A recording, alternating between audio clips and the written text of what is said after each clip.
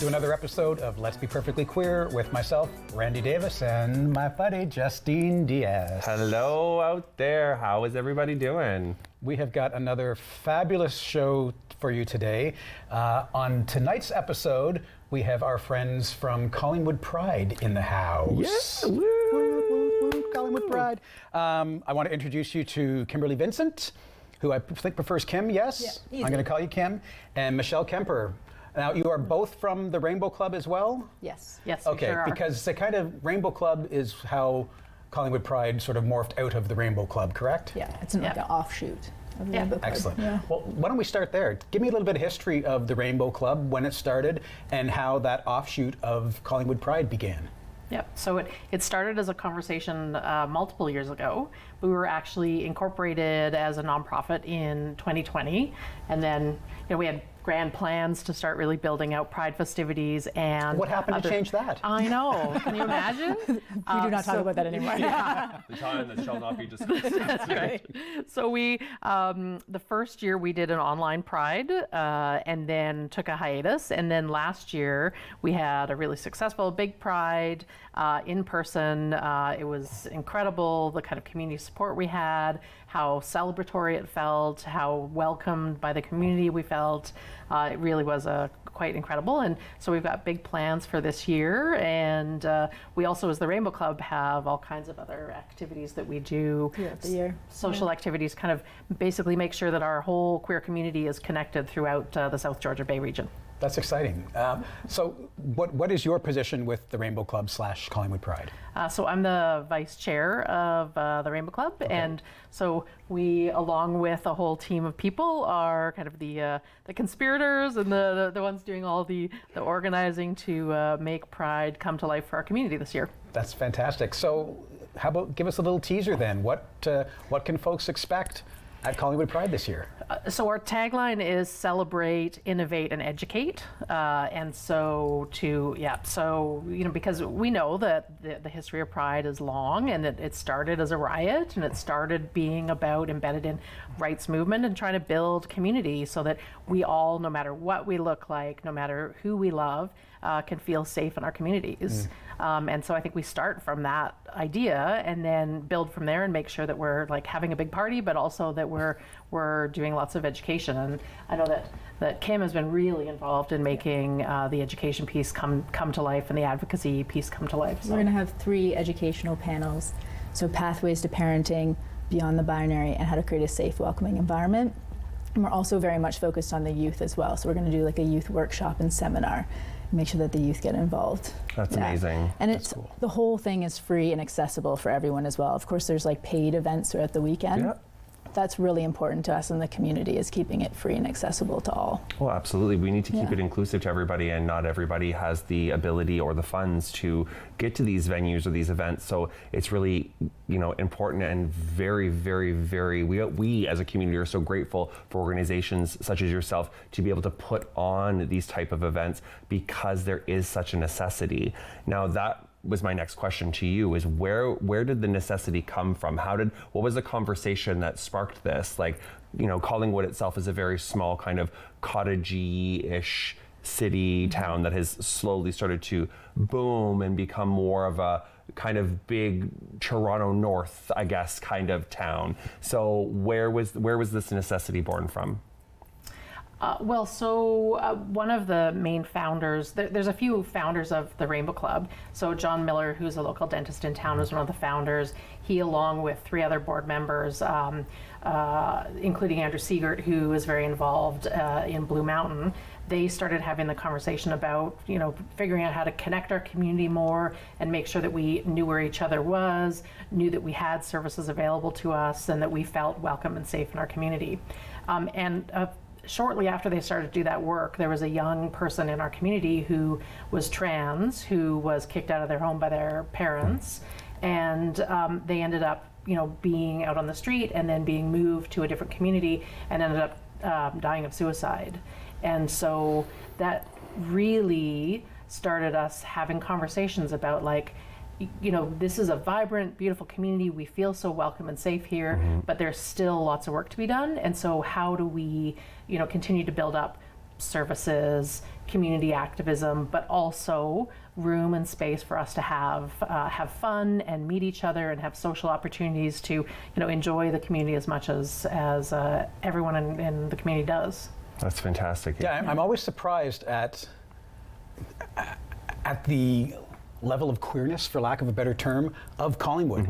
I grew up in this area. I grew up in Shelburne, Ontario, so I learned to ski at Blue Mountain when we would go there for high school trips. And the idea of Collingwood being a safe space for queer folks back in 1985 when I graduated high school, you wouldn't have thought of that. But even 10 years ago, like I came out 11 years ago, moved home for 2 weeks and was like, nope. Not the place for me. And then coming back 2 years ago in July now it's changed so much. Yeah. Like it's so welcoming. I feel so safe. Like honestly, it's just blown my mind. And it's thanks to everyone that started all this. And it's been really amazing. I agree with you on that. Being in Collingwood, visiting friends and just going out with my husband. Like we were talking previously on a different episode, how you and your husband Aaron, like in Barrie, there are times where you don't feel comfortable holding hands because of just the stigma that's still kind of there and the way that the environment is. We don't get that in Collingwood. When I'm in Collingwood, I feel like I'm in the village. I feel like I'm in Toronto. I feel like it does not matter. I can hold my husband's hand. We can embrace each other, and we're going to get looked at like every other couple and not just the queer bows that are holding hands in the middle of the street, right? So that's so amazing to hear. I'm glad that you have all set that precedent and laid that foundation for that town. So thank you very much for that. Thank you. I love hearing that. And I think that's the experience that we want people to have. And it's been really interesting doing things like as we're promoting Pride, we have a booth at the local farmers market, and so every weekend there's people that come up to our booth and start talking to us. And it's you'd be surprised of the cross section of people that come and talk to us, and they have a story about their gay uncle or their kid that's come out to them recently, and they're looking for resources, and then they're offering the fellow that comes up and is like, hey, I've got a truck and a flatbed. Do you need that for the Pride parade? And halfway through, all the kids are running around with their Pride flags through the whole market, which is the best I honestly part. think for me, that was another thing that really warmed my heart. I, again, as you know, had the honor of being a part of your festivities last year, and it was absolutely mind-blowing. But to be on not just the performance side, but to be on the other side and be in the community and seeing all the community members in their driveways building their floats for the parade, and then them all rushing to get to my heart was warmed. It was so beautiful. Yeah. Keeping it so community is so important to us, and we've had so much support, it's next level. Yeah. Our town council has endorsed the event and has provided funding and has been, every single, we had unanimous support from the town council. Wow. We've had lots and lots of local businesses, realtors, banks, media companies that are all on board, hotels that have offered in-kind hotel rooms. It's been really incredible, the support that we've felt in the community. Yeah, and I agree. I think that's important to maintain the community aspect of an event like this, because we see so many prides that get so corporate focused. And it's great to have those funds, right? And to be able to promote things the way that we can when we have more money. But the heart of Pride has always been about community and for people. Community. Yeah. And I think the fact that Collingwood Pride is a reflection of that is kudos to you and your team. Absolutely. Yeah, big claps to you both and to everybody. What do we have, you've given me a broad idea of what's going on this year, but give me some specifics. Do we have some drag performers that are going to be in town this year? I mean, what is this party going to look like? So on Friday, we have My Son the Hurricane as the headliner, and then Saturday is going to be the Spice Queens, which is going to be pretty epic. Wow. So we're very excited about that. We're going to have a lot of local talent as well, which we're really excited about. I'm sure everyone knows Enya Dreams and Christopher Cummings as well. Yes. So of course. That's very exciting. We have drag boat cruises. Yes, again hosted by we're taking Pride to Sea. Yeah, exactly. Nice. And Katinka Couture will be doing boat cruises, so that'll be fun. We're starting on the Friday with a flag raising, and so there'll be lots of local dignitaries to do that. And then we're opening up a big festival site, and so there's going to be a big main stage with a beer garden and porta potties and a full vendors market. You still have to pay for the beer. Oh, the yes. event's free, but you still have to pay for the beer. Exactly. Unfortunately, those are things that can't be done with our liquor laws. You want to talk about strict laws? Our liquor laws in Ontario are one of the strictest. So definitely free alcohol at a party or a venue like this is not acceptable. But no, that is fantastic. Yeah, last year with everything that went on, I said to myself, I cannot wait to see this grow even more and to see what they have in store for the next year and the year after that. So thank you again so much for everything that you do. I myself, my husband, I know that some of our other friends, I know you won't be here unfortunately because you will be out east with your husband. But a lot of our community is looking forward to this. So thank you again, I cannot say it enough. Thank you so much for everything that you do, all the hard work, because it really does mean so much, not just to us as the adults in the community, but like you said, for the younger generation, for the youth, to see this representation, to see that, oh my God, I have a tribe. These are people, there are people who are like me that love and respect me as a human being. So that in itself is just a gift to our community. So thank you. And Kim, why don't you talk a bit about some of because we're also doing kind of a family-based space and we're doing some pretty fun activities. We're just excited to get involved. We're hoping to have a tie-dye station for kids. We're definitely going to do more three-legged race and different events like that. There's going to be a dance class, but also the library is going to be hosting a lot of things. So we know specifically Drag 101, which is fantastic on the Friday. Yes. And there's going to be events on the Saturday as well. So there's going to be scattered of things to do for family as well. Absolutely. That's fantastic. Yeah.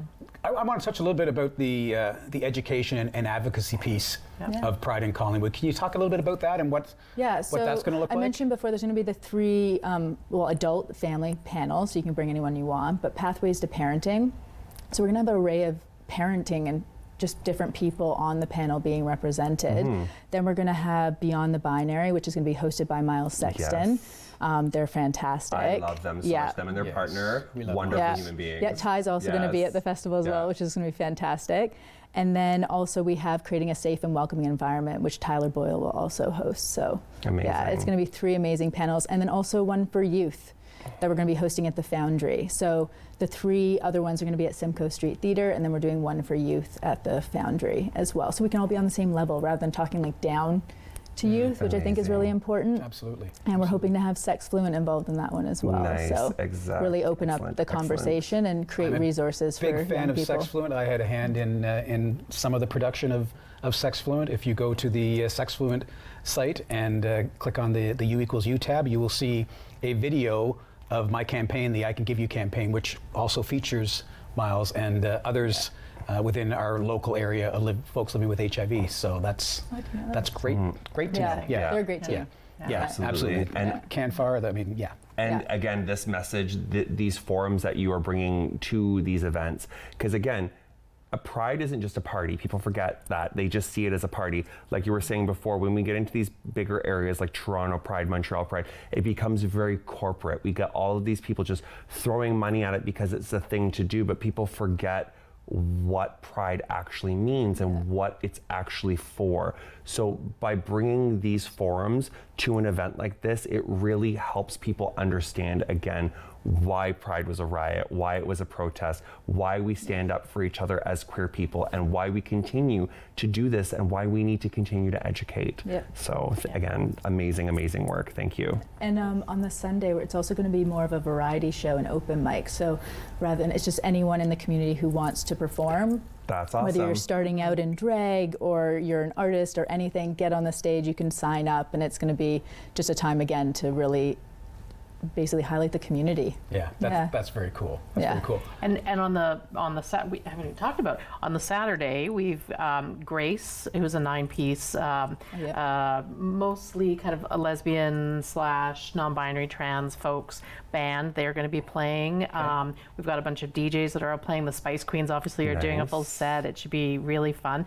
And then there's a parade at 5 o'clock down the main street in Collingwood. And we've got lots of people kind of getting involved with that, lots of floats and fun. And it's actually being broadcast live by Rogers. Go Rogers. And Monica Schneer and Tyler Boyle are going to be the main MCs for the parade. So it really, amazing. And actually my favorite moment, just to make it personal for a moment, last year was on the Pride float, and it was the very last float during the parade. And we were having such a great time, and it was so great to see all these people feeling very celebratory on the street. And at the very end of it, we turned around and realized that there's thousands of people on the street. They'd all come in behind our float and were marching behind, and it was just this, the feeling of acceptance that kind of washed over us on the float was. It was really incredible. I was standing with you on the float when that happened, because you had turned around, because we were with John. Yes. And you turned around and talked to John at that moment, and I could just see the tear rolling down your eye. And at that moment, I was like, oh, I'm gonna turn around because my makeup gonna run. Because I felt that energy, I felt that joy from you, and that right there is you seeing your baby, all of your hard work in being put into fruition. You did the thing, and you did it well. So congratulations to all of you. Yeah, this community of people put this together and made it happen. Yeah, it was really beautiful. Yeah, there's something powerful when you are in that space, and just, I don't know, I've felt it a few times when we have in the past, in my past association with Barrie Pride, when we would do queer events and have obviously a very small group of folks within our community come together. And the great joy for me is just sort of sit back and just watch. Yeah. Just watch those interactions and the safety that folks feel, and just being able to be their queer, authentic selves without, and not have a worry and the care in the world. The teenagers that meet each other at the Safe Spaces booth and are and the Humane Society that's talking to so and so, and all of a sudden you're seeing these connections being made, and people being like, oh, it's okay to just be my full self. Absolutely. It's okay to live fully in my skin, in my community. It's really powerful. Yeah, and I think for me too, just having grown up in this area and in this community and not feeling that way. I was 38 before I came out, after being married and 2 kids and the whole straight life, right? Because that was how I saw, that was the only version I saw, was the white picket fence. And then I always knew I wanted to have children, and the idea of having children with a male partner was never on my radar. So that was one of the reasons why I got married, was because I knew I wanted to have kids. And to be able to sit back in my vintage now of almost 57 years on this planet and see especially the young folks be able to just live. Yeah. And there's so many folks out there that need these events, that they can go and realize that it's okay just to see be representation. Exactly. I think that was a big thing, even just for me coming out, is not seeing a version of myself when I was younger. So 100%. It's nice just to be able to give that to everyone. Exactly, we were talking about before, everybody's experience is different. My queer experience is different from your queer experience, it's different from yours, but we all need to have that person that we can see, that we can connect with, that we can, have someone we can almost emulate, you know what I mean, as a role model. We never got that. We never got that as queer kids, right? Growing up in the 80s and 90s, we never got that. Yeah. But, I was fortunate that I was able to come out earlier in life. I was 18 years old when I came out, but I was the only out person in my high school, and I got put through the ringer. You want to talk trauma, honey, we can talk for days. Yeah. But you know what I mean? That's why it's important for our generation to create these safe spaces and these events for the youth, so they don't ever have to deal with that. It is so important. Yeah, and I agree with the focus on the youth, but I think it's still just anyone in general, right? Because there are still so many folks, regardless of their age, that don't feel safe. I think about our trans siblings in particular, who, just living their lives puts their lives at risk. And for those of us who are able to have that privilege of feeling safe and having support, and while I care about what other people think, at the same time, I don't care what you think. You know what I mean? And to be able to just have a show like this, where I can bring any guest on, regardless of their gender, regardless of their sexuality, and be able to provide a platform where folks like you can just tell me what's going on in your world and what's important to you to get out there to the general public. I think the more that we're able to do that, and again, show our faces as an example, of, a white cisgendered queer guy living with HIV, stigma. Hello, yeah, I know what stigma is all about. But at the same time, I can combat it by showing you that this is what HIV looks like in 2023. This is what it means to be a queer man in 2023. It's not everyone's experience, but if it clicks with that one individual that can see themselves in me, then that's why I do it. That's why I'm sure all of us Absolutely. Oh, 100%. live our lives authentically. 100%. Yeah. And if we don't, then we're not living. Can I get an amen? Amen. So, okay, Collingwood Pride. Give me the dates, because I don't think we actually have let our audience know when Collingwood Pride is happening. Yes. July 14th to 16th, and there is an app as well, so Collingwood Pride 2023, and it can be downloaded. It's also all of our events, but also community events. Amazing. So it highlights all the speakers, it highlights everyone that's performing, so Cool. definitely download that, because it'll help you plan your whole weekend. Can we be expecting any like big headliners like last year? Well, so we do have a community partner in the Gaiety Theatre, and they are bringing in Ross Matthews. Yes. I heard about that. Yes. So they're doing that one of the evenings, and they're also bringing in one of the. Rue Girls. Nice. I don't think it's been announced yet. Okay, So we'll Yeah. put that under hopefully wraps. by the time this We'll put that airs. under wraps for now. Yeah. So that will be happening at some point, and then there's lots of other, kind of some of the restaurants in town are doing events as well, and I think. And everything will be highlighted on the app. Amazing. So whether it's part of Yeah. our festival or just the community, it's all a part of it. And I may have to convince Aaron that we hold off on going out east. I mean, don't know. yeah. It's our anniversary too, though. So This is a pretty good way to spend you your know what? Though, anniversary. I agree. It really is I a good agree. time. I'm not gonna Yeah. lie. Yeah. And the food vendors are really good too. I mean, there are awesome restaurants. Have you been to, Yes. have you been to Lowdown? Yeah. Yeah, and lots of our very strong allies in the Yes. community. Yeah. People like Cassie at the Lowdown, all of the people that have Bent Taco, and Tesoro, and all of the local restaurants that Fig and Feta. There's so many great restaurants in town, and they're all doing Sorry, repeat that? doing events that will us and- support us, and Black Bellows, and there's so many that really support the work that we're doing, and have offered space and are doing events. So those should be lots of fun too. Which again just highlights community event, and Yeah. I think that is absolutely phenomenal. I am very impressed, very impressed. And Yep. again, if not for my travel plans, one of these years I will absolutely be there. the local breweries and the Thornbury Cidery, and they Like all. expands beyond Collingwood. Oh Like, yeah, Yeah. Thornbury's a fun time. It was a good turnout last year Yeah. for all the shows that was happening there, and I'm sure it's going to be even better this And year. Penny's So Motel is doing a drag bingo on the Friday night as well. Like there's just everyone's getting involved because it is about like South It's- Georgian Bay. It's not just about Collingwood. We might Sure. be having and hosting the Pride, Right. Yeah. but it's not just Collingwood Pride. It just so happens to be in Collingwood. Yes. Yeah, and just on that point, and my earpiece has popped out, so I'm not sure how much time we have left, so I'm going to leave it to you to wrap the show when we need to. But I'm just curious, when Collingwood Pride is over and done, I know the Rainbow Club does a lot more than just Collingwood Pride. Can you touch on some of the events that we might be able to look forward to post-Pride that I can get to? We're still organizing like post-Pride events right now, but June, is it 2nd, is the Pride Prom. Like we've been doing bowling nights, we've been hosting Pride Prom.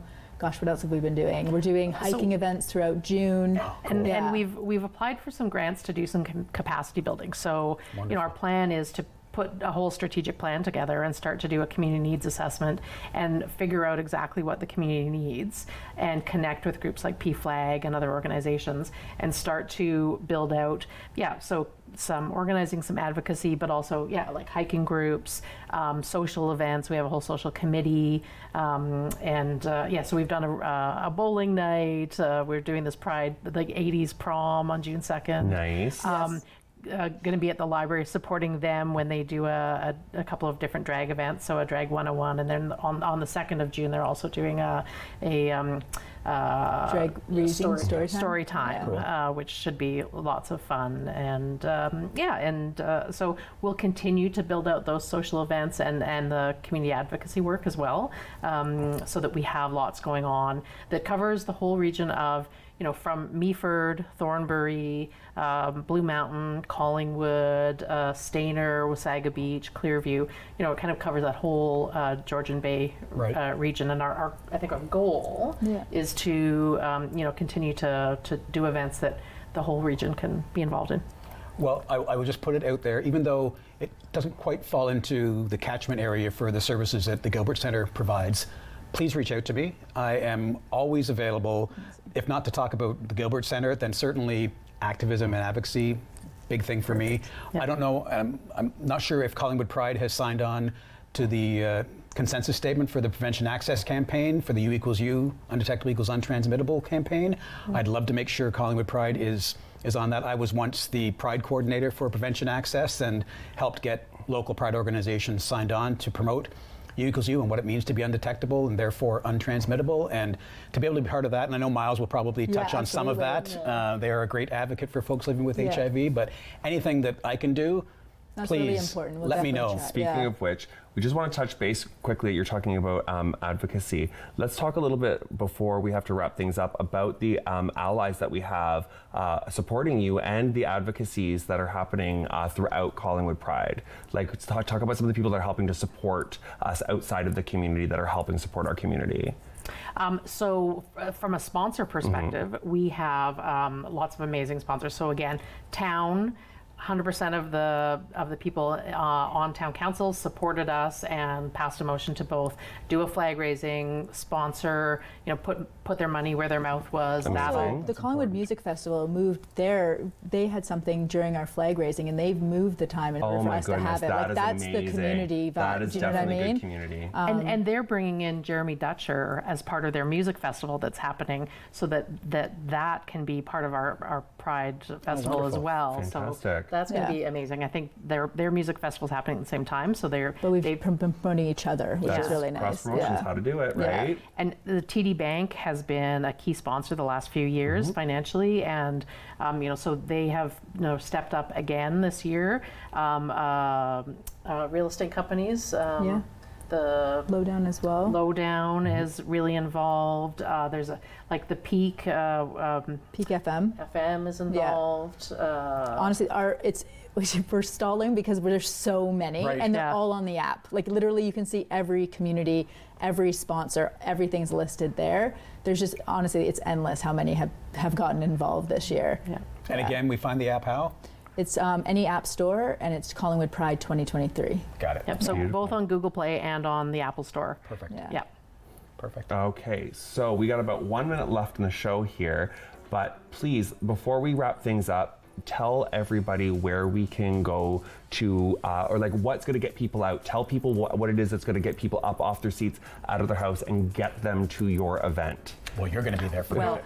July 14, 15, 16. Yeah. I don't think we've even said that We yet. did quickly before, Okay. yeah. July 14. Let's say it again. repeating. July Definitely 14, worth 15, repeating. 16. Come to Collingwood. Yes. There's a whole area that's been set out for the festival site.